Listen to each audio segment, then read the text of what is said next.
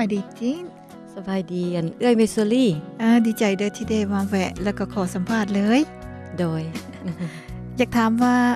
รู้สึกจังได๋เกี่ยวกับที่ว่ามีผลงานออกมาสุดนี้ผู้เสียสละอยากให้มีความรู้สึกจังได๋ผู้เสียสละแปลว่ามีความรู้สึกที่ว่ามีความเสียสละเพลงนี้เป็นเพลงมีความฮักแม่นบ่เจ้าเสียสละนี่หมายความว่าเฮาเสียสละให้ครอบครัวเสียสละให้หมู่คู่เป็นสิ่งที่ดีสำหรับที่คนมีความเสียสละและเป็นคนที่ว่าบ่เห็นแก่โตโอเคหมายความว่าเพลงนี้นี่ถือกับชีวิตของจีนว่าซั่นซะคันสิเว้าโดย และมีหลายๆเพลงอยู่ในนี้แล้วก็มีเพลงที่ร้องได้ดีที่สุดในซีดีสุดนี้นี่มันเพลงหยังเพลงนี้บ่เสียสละบ่หรือว่าเพลงใดตินคิดว่าก็เพลงจำปาเมืองลาวเพลงตัวนี้ตินมักโอเคจำปาเมืองลาวเนาะก่อนที่จะร้องเพลงหรือว่าก่อนจะมีซีดีสุดนี้ออกมานี่นะความเป็นมาเป็นจังได๋เล่าให้ฟังแหน่หมายความว่า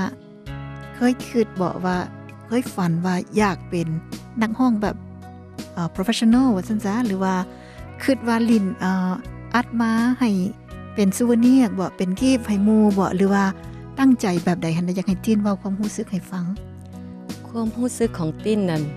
ตอนเป็นเด็กน้อยติ้นมักร้องเพลงแล้วก็ใฝ่ฝันอยากเป็นนักร้องที่ว่าให้มีเสียงที่ว่าม่วนแล้วก็ให้คนฟังแล้วตอนน้อยตอนยังน้อยหมายความว่าอายุเท่าใดตอนนั้นประมาณ 5-6 ปี5-6 ปีมักอยากร้องอยากเป็นนักร้องอยากร้องเพลงแล้วโดยมักร้องให้นั่นครอบครัวฟังเรื่อยๆตอนเป็นเด็กน้อยนะ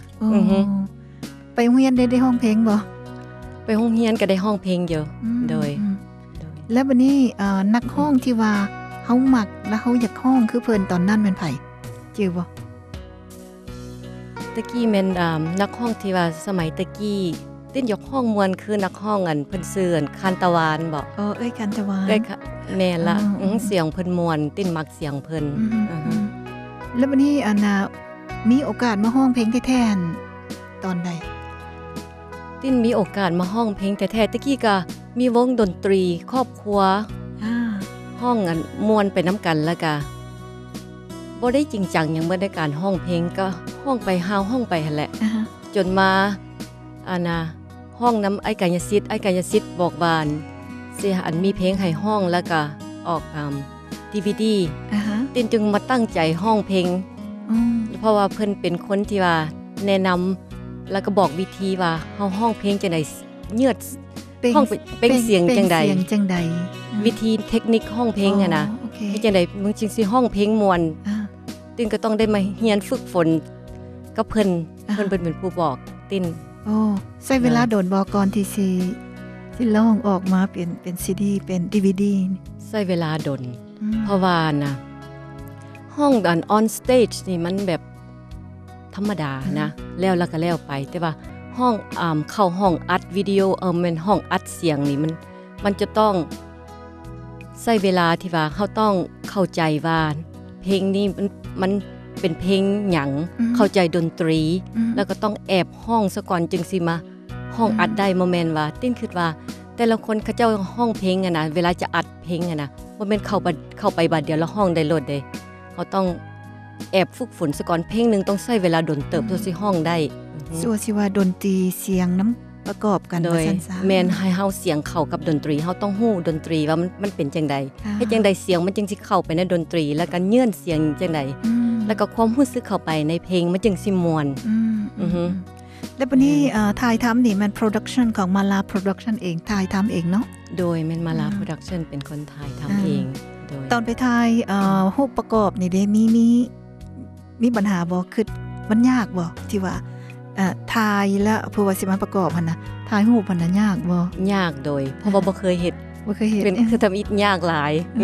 เป็นแบบที่ว่าตื่นเต้นแล้วบ่ฮู้ว่าสิเฮ็ดหน้าตาแบบใดเพลงเสามันต้องเฮ็ดหน้าแบบใดเพลงที่ว่า เต้นมันต้องเฮ็ดได้จังใดนะเพราะว่าเป็นครั้งแรกในชีวิตสิปีนซ้ายปีนขวาบ่จักว่าซั่นบ่ฮู้จักแล้ววันนี้อันน่ะเครื่องนุ่งอันเดตินเป็นคนดีไซน์เองบ่ที่ว่าเพลงนี้ต้องใส่ชุดนี้เพลงนั้นต้องใส่ชุดนั้นมันตินเลือกเองบ่หรือว่าแม่นผู้ใดเลือกให้อันนี้อันนี้ต้องแม่นไอศิลปินไอกายศิลปินโปรดิวเซอร์เราต้องเลือกเพลงบอกว่าชุดนี้ต้องมาใหม่แบบจังซี่เข้ากับเพลงตัวนี้เราเป็นคนเลือกให้ตินอ๋อแล้วเป็นแมเนเจอร์เป็นแมเนเจอร์โดยกำกับนำเรื่องนึงเรื่องหยังคือกันโดยวันนี้ออกมาจังสิภูมิใจบ่ที่ว่าเห็นรูปตัวเองแล้วก็ภูมิใจบ่โดยรู้สึกว่าภูมิใจแล้วก็ดีใจขอโทษติ้นมีลูกมีเต้าบ่เนาะขอโทษเด้อโดยติ้นมีลูกสาว2คนโดยอายุเท่าใดผู้ใหญ่เพิ่น25ปีผู้ที่2 21ปีว้าวเพิ่นเห็นแล้วเพิ่นว่าจังได๋ลูกเพิ่นก็ว่า I'm so proud of you mom เพิ่นว่าโดยให้กำลังใจแม่เพิ่นให้กำลังใจโดยแล้วคิดว่าสิมีชุด2ออกมาบ่หรือว่าจังได๋โดยคือสิมีอยู่เพราะว่าอีกหลายเพลงอยู่ติ้นยังบ่ได้อันนั้นทันได้เอาต้องมาห้องอีกยังมีอีกหลายเพลงอยู่เจ้าแล้วสิเป็นประเภทเพลงแบบใดแบบslow แบบจังซี่บ่หรือว่าต้องเรียนเว้าเฮ็ดแบบสไตล์ใหม่มีเต้นมีหยังนำหั่นน่ะอันนี้คือจังได๋ส่วนหลายติ้นว่าคือสิเป็นเพลงสโลว์เป็นเพลงเรียบๆเจ้าโดยโอเคแล้วบัดนี้ติ้นนี่มีหยังบ่เพลงอยู่ในนี่นี่อยากให้ผู้ฟังทางบ้านหั่นน่ะได้ฟังเพลงนึงซั่นน่ะติ้นคิดว่าเพลงใดที่ว่าอยากจัดออกให้เพิ่นฟังให้เลือกเพลงนึงให้ติ้นเลือกเพลงนึงบ่แน่ติ้นจะเอาเพลงผู้เสียสละผู้เสียสละเนาะโดยเพลงนี้มันไผแต่งเนาะดงโดกเป็นผู้แต่งดงโดกโดยโอเคผู้เสียสละหมายความว่าอธิบายหน่อยนึงเกี่ยวกับเพลงนี้ซั่นซะเพลงนี้หมายความว่าเป็นหมู่นำกันแล้วก็หมู่อีกหมู่ผู้นึงมาฮักเอาแฟนเพิ่นหั่นน่ะเพราะว่าเป็นผู้เสียสละย้อนว่าคันเฮาฮักผู้ใดเฮาก็ต้องเห็นคนที่ว่าเฮาฮักหันมีความสุขเฮาก็ต้องเป็นคนผู้ว่าเสียสละบ่เห็นแก่โตหมายความว่าจังซั่นหมู่หันแม่นผู้ใดหมู่มาเอาของเฮาหรือว่าเฮาไปเอาของหมู่หมู่มาเอาของเฮาก็เลยเสียสละให้ฮักกันตลอดไปจังซั่นนะอีหลีน่ะมันคือใจดีแท้เนาะเป็นจังซั่นเพลงเพิ่นเป็นจังซั่นโอเคเพลงเสียสละผู้เสียสละแล้วบัดนี้ติ้นมีหยังบ่สิฝากให้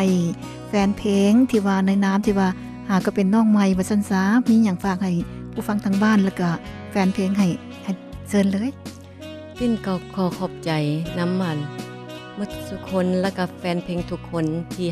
ให้ติ้นมีโอกาสได้มาห้องเพลงให้ฟังก็มีเท่านั้นแหละเท่านั้นบ่